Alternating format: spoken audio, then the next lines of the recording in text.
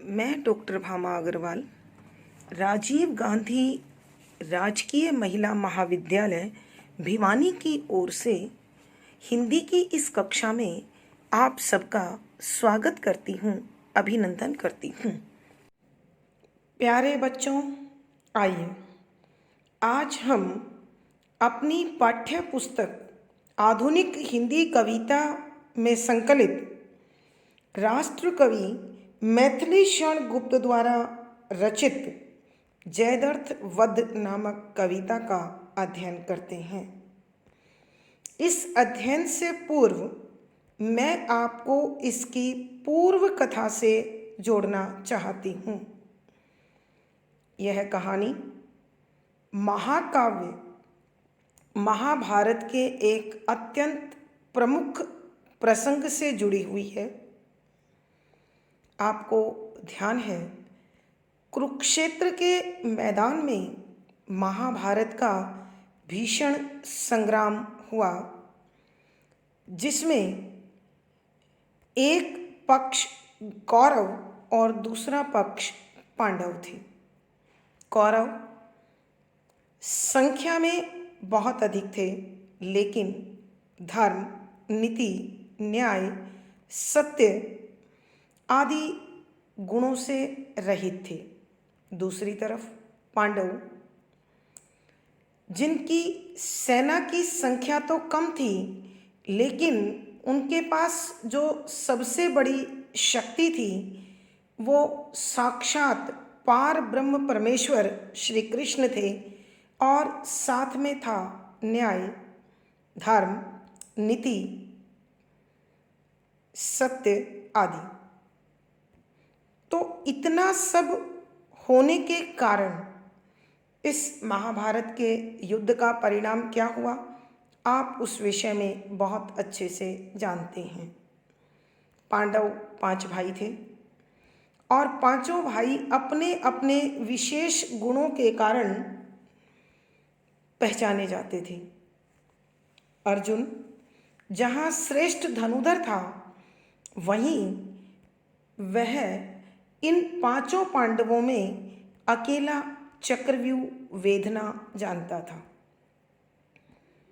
एक दिन इस युद्ध के दौरान जब दुर्योधन ने देखा कि आज रण क्षेत्र के मध्य अर्जुन नहीं है, तो उसने अपने गुरु और उस समय के सेनापति द्रोणाचार्य को कहकर चक्रव्यूह की रचना करवाई।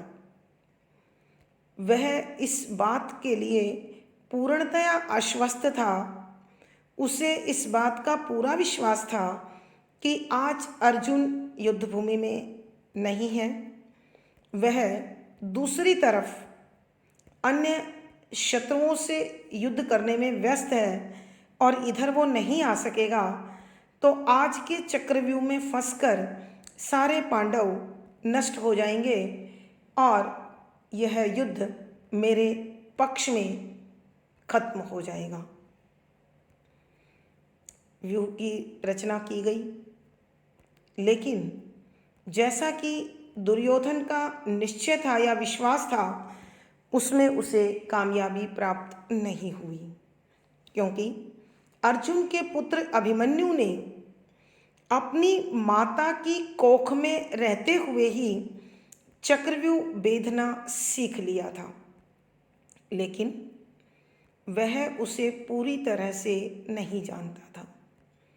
अब बच्चों, आपके मन में अवश्य प्रश्न आया होगा कि माँ की कोख में रहते कोई कैसे कुछ सीख सकता है, जबकि हम बार बार सुनते हैं कि जब हम पैदा होते हैं कुछ नहीं जानते और धीरे धीरे सब कुछ समाज में सीखते हैं। ये तय है कि ऐसे प्रश्न का आपके मस्तिष्क में अवश्य जन्म हुआ होगा, लेकिन घटना के विषय में आपसे बात करना अत्यंत आवश्यक है। एक बार जब माता सुभद्रा के गर्भ में अभिमन्यु थे, उस समय अर्जुन उन्हें चक्रव्यूह बेधने की कला के विषय में बता रहे थे। सुभद्रा बड़ा ध्यान लगाकर सुन रही थी। इसी कारण बच्चे को सब बातें बहुत अच्छी प्रकार समझ आ रही थी। लेकिन जब 7वां द्वार तोड़ने की बारी आई तो सुभद्रा की आंख लग गई और अभिमन्यु अपनी कला के विषय में बताते रहे, मगर सुभद्रा की आंख लगने के कारण बालक अभिमन्यु कोई बात नहीं सुन पाया। इसलिए वह 6 द्वार तो तोड़ना जानता था, मगर 7वां द्वार तोड़ना नहीं जानता था। जब चक्रव्यूह की रचना के विषय में उसे जानकारी हुई तो पांडव दल में जो चिंता का विषय बना हुआ था उसे दूर करने के लिए अभिमन्यु ने महाराज युधिष्ठिर से चक्रव्यूह में प्रवेश करने की इजाज़त मांगी। आरंभ में तो उसे आसानी से यह इजाज़त नहीं मिली, लेकिन अंततः जब कोई जानता ही नहीं था तो अभिमन्यु को इसकी स्वीकृति मिल गई और वो चक्रव्यूह में प्रवेश कर गए। ऐसे में प्रत्येक द्वार का सेनापति उनसे संघर्ष कर रहा था, घोर युद्ध कर रहा था और अभिमन्यु विजयी बनकर 7वें द्वार तक पहुंच गए। युद्ध के नियम के विरुद्ध वहां 7 सेनापतियों ने उन्हें घेर लिया और जयद्रथ की गदा के प्रहार से अभिमन्यु का निधन हो गया। वह वीरगति को प्राप्त हो गया। शाम को जब अर्जुन अपने शिविर में लौटे तो उन्हें अभिमन्यु की शहादत का पता चला और अर्जुन बहुत दुखी हुए। अतः उन्होंने प्रतिज्ञा कर ली कि कल सूर्यास्त से पूर्व मैं जयद्रथ का वध कर दूंगा, और यदि ऐसा न कर पाया तो शाम को अपने आप को जिंदा चिता में जला दूंगा। यह खबर कौरवों तक पहुंची तो दुर्योधन ने अगले दिन युद्ध भूमि में जयद्रथ को लाने की बजाय उसे छिपा दिया और उसकी कड़ी सुरक्षा की गई। दिन बीतने लगा। श्री कृष्ण ने जब देखा कि उनका प्यारा मित्र अर्जुन अब चिता में जलने को तैयार हो जाएगा तो उन्होंने एक लीला रची और सूर्य देव को बादलों से ढक दिया। चारों ओर धुंधलका छा गया और इस प्रकार अंधेरा घिराने का संकेत पाकर सभी कौरव जयद्रथ के साथ नाचते गाते उस स्थान पर पहुँचे जहाँ अर्जुन ने अपनी चिता तैयार कर जिंदा जलने की तैयारी कर ली थी। अब बारी श्री कृष्ण के खेल खेलने की थी, अतः उन्होंने बादलों को सूर्य देव से हटाया और सूर्य फिर चमकता हुआ दिखाई देने लगा। श्री कृष्ण ने अर्जुन की ओर संकेत किया कि अर्जुन देखो, सामने जयद्रथ है, आकाश में सूर्य है और गांडीव तुम्हारे पास है। संकेत पाकर अर्जुन ने बाण चलाया और जयद्रथ का वध कर दिया। इस जीत की सूचना देने जब सब लोग महाराज युधिष्ठिर तक पहुँचे तब क्या घटित हुआ, युधिष्ठिर और श्री कृष्ण के बीच क्या वार्तालाप हुई, इस जीत का श्रेय किसने किसको दिया, वो सब वर्णन इस कविता में हमें अध्ययन करना है। हम पिछले पद संख्या 10, पाकर तुम्हें फिर और कुछ पाना न रहता शेष है, पाता न जब तक जीव तुमको भटकता सविशेष है, जो जन तुम्हारे पद कमल के असल मधु को जानते वे मुक्ति को भी कर अनिच्छा तुच्छ उसको मानते। प्रसंग।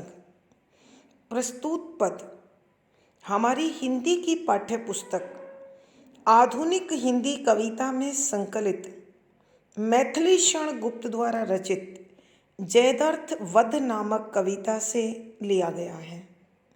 संदर्भ। यहाँ कुरुक्षेत्र की रणभूमि में जब जयद्रथ मारा जाता है तो सभी पांडव सैनिक श्री कृष्ण और अर्जुन सहित उन्हें जीत की खुशी देने महाराज युधिष्ठिर तक पहुंचते हैं।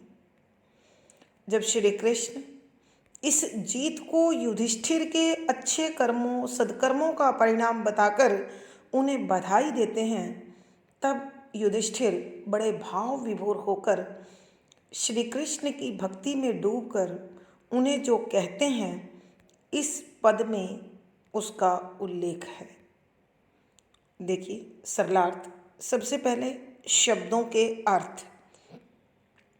पाकर प्राप्त करके, तुम्हें श्री कृष्ण आपको, फिर उसके बाद और दूसरी वस्तु कुछ कुछ भी, पाना प्राप्त करना, न नहीं रहता रहता शेष बाकी है कि हे प्रभु श्री कृष्ण, जो आपको पा लेता है, जिस पर आपकी दृष्टि हो जाती है, उसके लिए फिर इस संसार में कोई भी वस्तु महत्वपूर्ण नहीं होती है।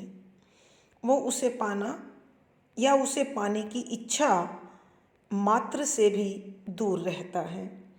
पाता न जब तक जीव तुमको भटकता से विशेष है, पाता प्राप्त करता न नहीं जब तक जिस समय तक जीव मनुष्य तुमको आपको भटकता, दुखी, चिंतित, परेशान, भागदौड़, सविशेष एक विशेष प्रकार की है कि जब तक मनुष्य आपके महत्व को नहीं जानता है, आपके स्वरूप को नहीं जानता है, आपके व्यक्तित्व को नहीं पहचानता है, आपकी महिमा और आपके गौरव को नहीं पहचान पाता है, तब तक वो मनुष्य इस संसार में अनेक लक्ष्य लेकर भटकता फिरता रहता है।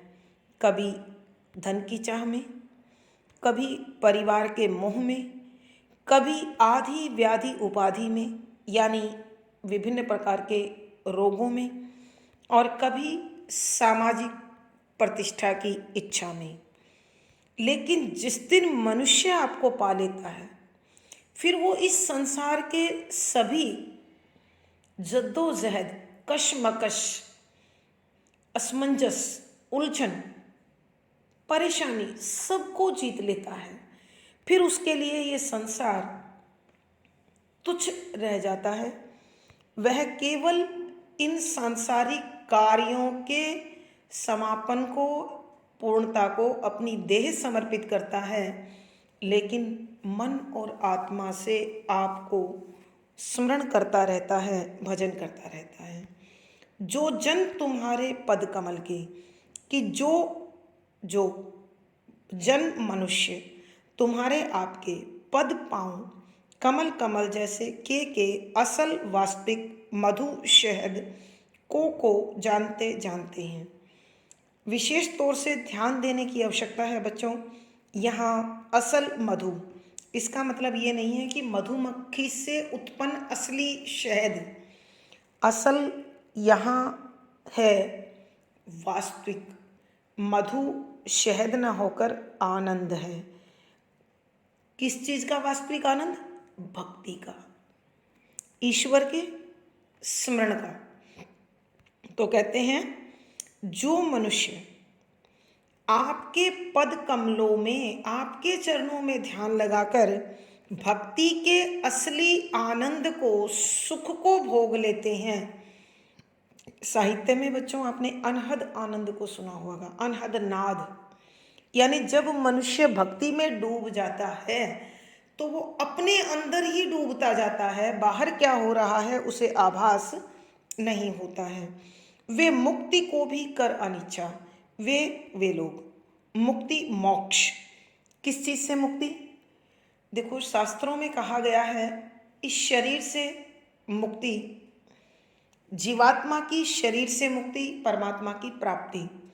लेकिन मैं समझती हूँ कि मुक्ति का सच्चा अर्थ है कि मनुष्य राग द्वेष से मुक्त हो जाए, मनुष्य लाभ हानि के भय से मुक्त हो जाए, मनुष्य अपयश के भय से मुक्त हो जाए। तो मुझे लगता है कि इस संसार में जीते जी उसे मुक्ति मिल जाती है, कि फिर तो वो इस संसार से, यहाँ जिस मुक्ति की बात है वो जीवात्मा परमात्मा के मिलन की बात है, कि जिस भक्त को प्रभु की भक्ति में आनंद आ जाता है फिर उसे मोक्ष की भी इच्छा नहीं रहती। ध्यान एक बार ले जाना चाहती हूँ बच्चों आपका, उद्धव योग संदेश देने आया गोपियों को। योग संदेश देते हुए कहा कि श्री कृष्ण के कारण आज तुम वियोग में तड़फ रही हो, यदि योग करोगी तो इस तड़फ से मुक्ति मिल जाएगी और प्रभु के चरणों में स्थान मिल जाएगा।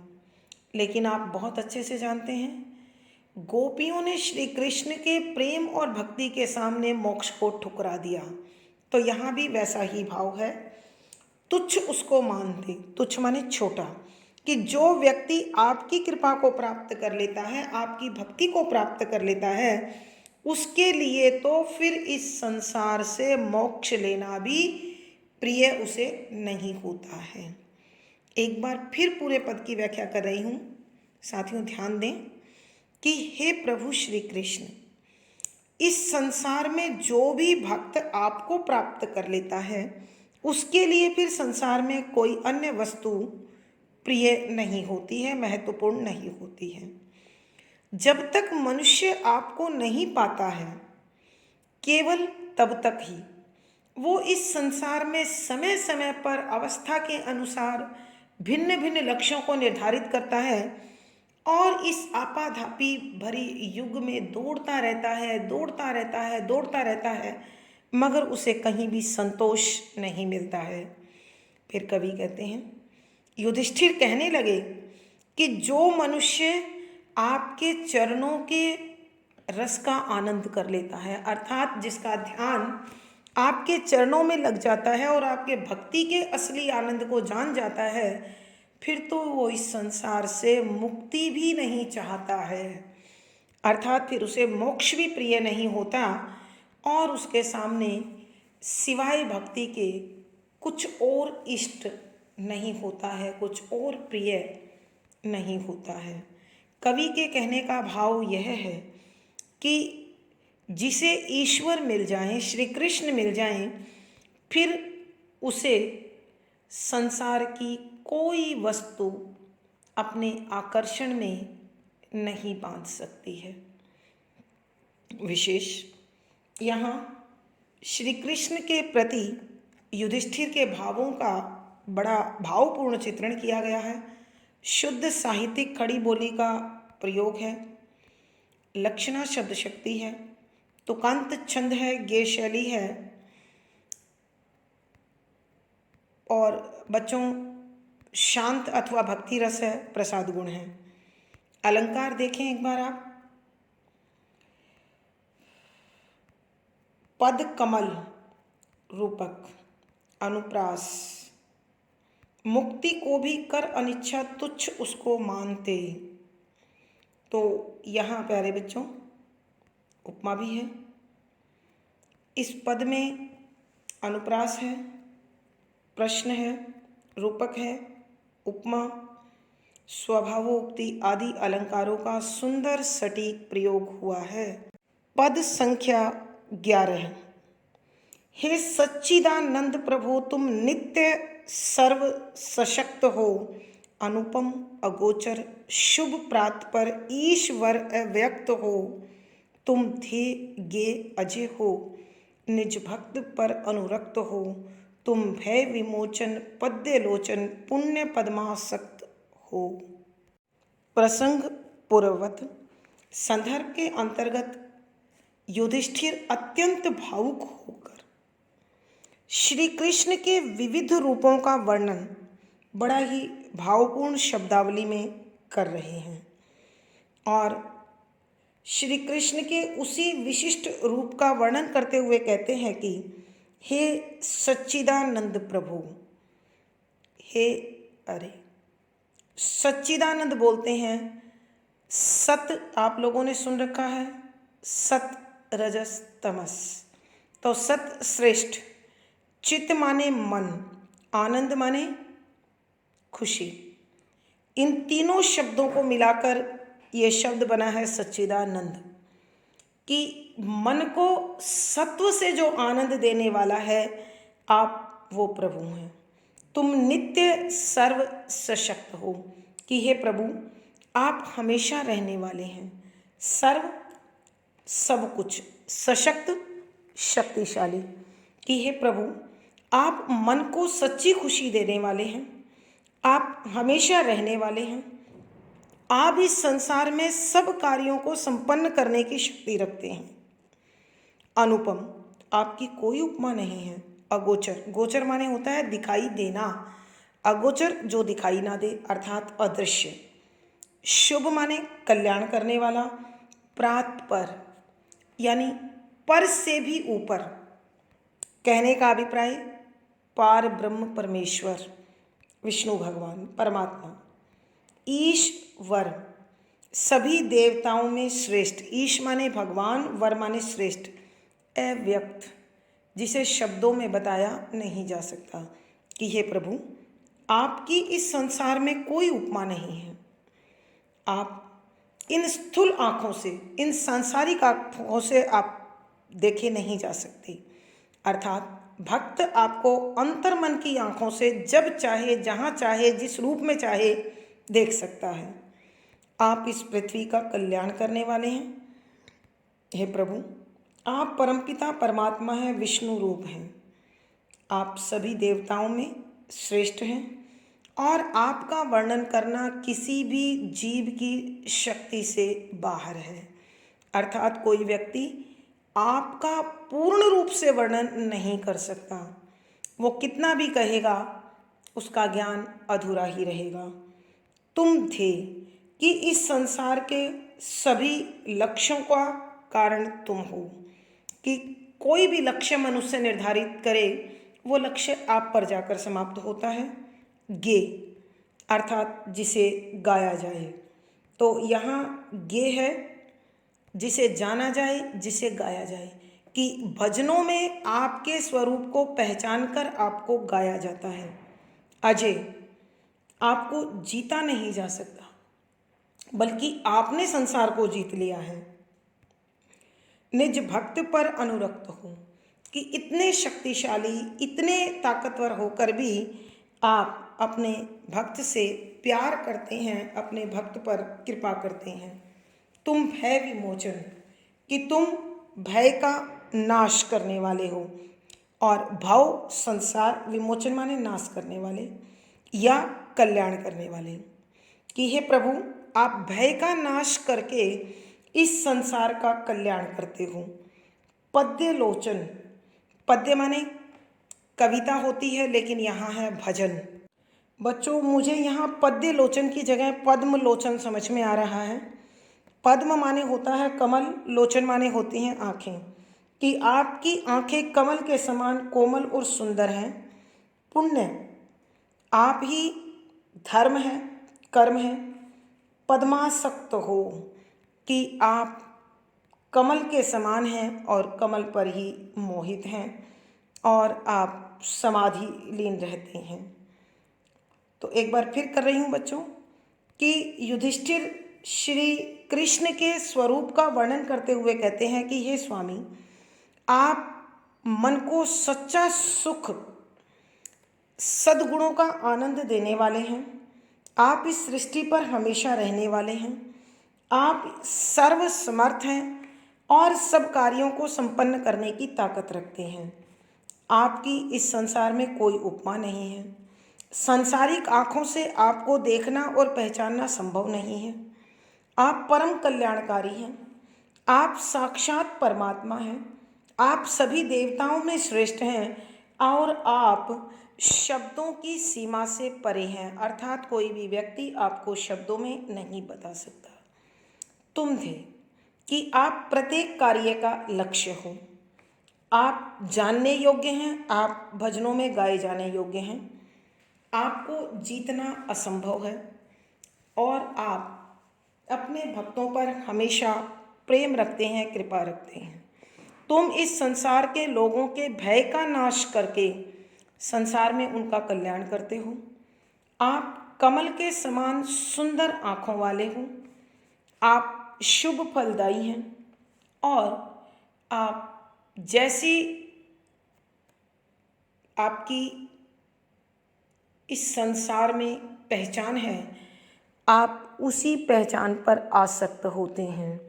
यानी आप स्वयं श्रेष्ठ हैं, धर्म का स्वरूप हैं और आप धर्म की राह पर चलने वाले लोगों को ही अपना दया का पात्र, अपनी कृपा का पात्र समझते हैं। कवि के कहने का भाव यह है कि प्रभु श्री कृष्ण विभिन्न प्रकार के स्वरूपों के साथ, रूपों के साथ अपनी भक्ति करने वाले या अपने भक्तजनों पर हमेशा दयालु होते हैं, कृपालु होते हैं। विशेष यहाँ पर श्री कृष्ण के विराट स्वरूप का वर्णन कराया गया है। शुद्ध साहित्यिक खड़ी बोली है, भक्ति रस है, प्रसाद गुण है, अभिधा शब्द शक्ति है, वर्णन शैली है, तुकांत छंद है, संगीतात्मकता बनी हुई है। तो इस पद में बच्चों अनुप्रास है, रूपक है, उपमा है, भगवान के अनेकानेक नाम हैं, उल्लेख अलंकार हैं। पद संख्या 12। तुम एक होकर भी अहो, रखते अनेकों वेश हो, आद्यांतहीन अचिंतन्य अद्भुत आत्मभू अखिलेश हो, करता तुम्ही, भरता तुम्ही, हरता तुम्ही हो, सृष्टि के चारों पदार्थ दया निधे, फल हैं तुम्हारी दृष्टि के। प्रसंग पूर्ववत। संदर्भ यहाँ फिर वही प्रसंग है कि जयद्रथ वध के बाद जब समूचा पांडव दल राजा युधिष्ठिर को जीत की खुशी और खबर देने पहुंचता है, तो श्री कृष्ण के नेतृत्व में पहुंचा हुआ वो दल अपने भावों को प्रकट करता है। श्री कृष्ण जीत का श्रेय युधिष्ठिर की श्रेष्ठता को देते हैं, गुणवत्ता को देते हैं। तब युधिष्ठिर श्री कृष्ण के प्रति अपना आभार व्यक्त करते हैं और इस प्रकार की शब्दावली में विनती करते हुए कहते हैं कि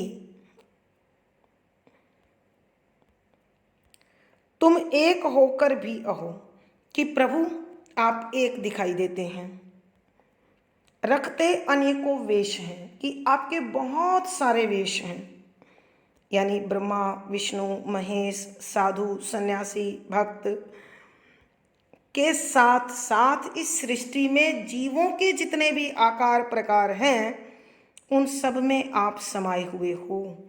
कि हे श्री कृष्ण, आप हमारे समक्ष श्री कृष्ण या वासुदेव के रूप में खड़े हैं, लेकिन सृष्टि का कोई भी तत्व आपसे रहित नहीं है। आद्यांतहीन, आद्यांत होता है आदि जमा अंत। बच्चों यहाँ आदि का ई और अंत का अ मिलके अयादि संधि बनी हुई है, इसलिए वो आद्यांतहीन, कि तुम आदि और अंत से रहित हो, अर्थात जन्म मरण के बंधन से परे हो। अचिंतन्य, कि आप वो हैं जिसका चिंतन मनन होता है और जो खुद चिंता से परे है। अद्भुत, आपका स्वरूप अनोखा है। आत्मभू, यानी सृष्टि में आपका जो स्वरूप है उसका कारण भी आप हैं, उसका आधार भी आप हैं और उसका परिणाम भी आप हैं। अखिलेश, समूची सृष्टि, कि ये पूरी पृथ्वी आपका ही रूप है, आप में ही समाई हुई है। करता तुम्ही, भरता तुम्ही, हरता तुम्ही हो सृष्टि के। इस संसार में चाहे कोई कार्य करने वाला हो, चाहे कोई कर्मों का फल भोगने वाला हो, अथवा कोई पापों का नाश करने वाला हो या संहार करने वाला हो, सब तुम ही हो। यानी कवि के कहने का अभिप्राय यह है कि ब्रह्मा विष्णु महेश जो तीन हमें दिखाई देते हैं त्रिदेव, वो वास्तव में एक आप में आकर समा जाते हैं और आपने कर्म के आधार पर उन्हें विभाजित कर दिया है। चारों पदार्थ दयानिधि कि हे ईश्वर, दयानिधि दया के सागर। चारों पदार्थ, चार पदार्थ, कौन से चार पदार्थ? जो मनुष्य इस संसार में रहते हुए प्राप्त करने के लिए कर्मशील रहता है, लगा रहता है। धर्म, अर्थ, काम, मोक्ष।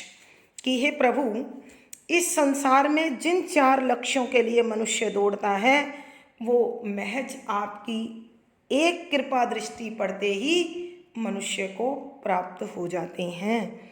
कहने का अभिप्राय है कि जिस पर आपकी दया होती है, कृपा होती है, उनके सब कर्म सिद्ध होते हैं। हर कार्यों के सिद्ध होने से धर्म का निर्माण होता है, उसकी सभी इच्छाएं पूर्ण होती है, उनमें संतुलन होने के कारण आपके चरणों में उसको स्थान मिल जाता है। कि एक बार फिर कर रही हूँ बच्चों इस पद का सरलार्थ। तो युधिष्ठिर कहते हैं कि प्रभु, आप हमें एक श्री कृष्ण या वसुदेव के रूप में दिखाई दे रहे हैं, लेकिन इस सृष्टि में जितने भी जीव हैं उन सब में आपका स्वरूप समाया हुआ है। कि आप हो एक लेकिन अनेक रूप धारण किए हुए हों। आप जन्म और मृत्यु के बंधन से मुक्त हो, आप चिंताओं से मुक्त हो और साधु सन्यासी ऋषि मुनि पूरी पृथ्वी लोक के चिंतन और मरण का आधार हो। अद्भुत आपका स्वरूप अनोखा है। आप अपने निर्माण, अपने जीवन का आधार स्वयं हो। आप स्वयं समूची सृष्टि हो। इस संसार के कार्यों को करने वाले, कार्यों के परिणाम को भुगतने वाले और पापों का नाश करने वाले भी तुम ही हो।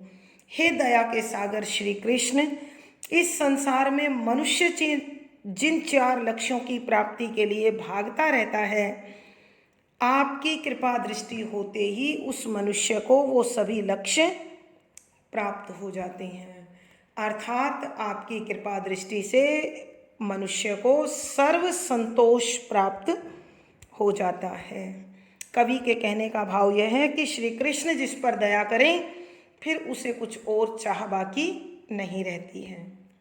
विशेष ईश्वर के स्वरूप की विराटता का प्रदर्शन है।